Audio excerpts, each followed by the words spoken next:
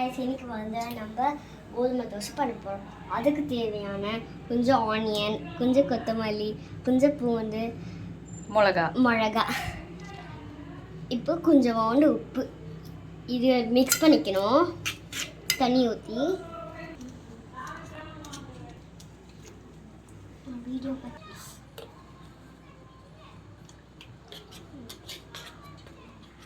இப்போ மிக்ஸ் பண்ணிட்டோம். இப்போ கொஞ்ச நேரம் கழிச்சு நம்ம தோசை ஊற்றப்போம். மாவு ரெடி. இப்போ தோசை ஊற்றலாமா? யாரும் பயப்படாதீங்க, எங்கள் அம்மா தான் பக்கத்தில் இருக்காங்க. ஓகே, ஜஸ்ட் இப்படி எடுங்க.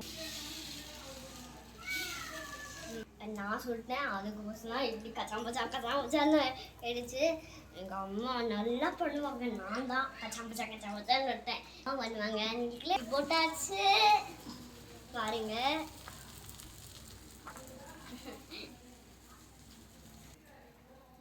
கிரேப் சாப்பிட்டு இருக்கேன், பேச முடியல. எங்கள் அம்மா போட்டின தோசை நல்லா இருக்கா? கொஞ்சம் இந்த இந்த லேட்டான தோசை இப்போமே லேட்டு பண்ணோம், அதுக்கோசம் கொஞ்சம் நேரம் ஆகும். ஹாய்கா, ஹலோ. இப்போ திருப்பி என்ன சொல்ல போகிறேன்? தோசை ரெடி.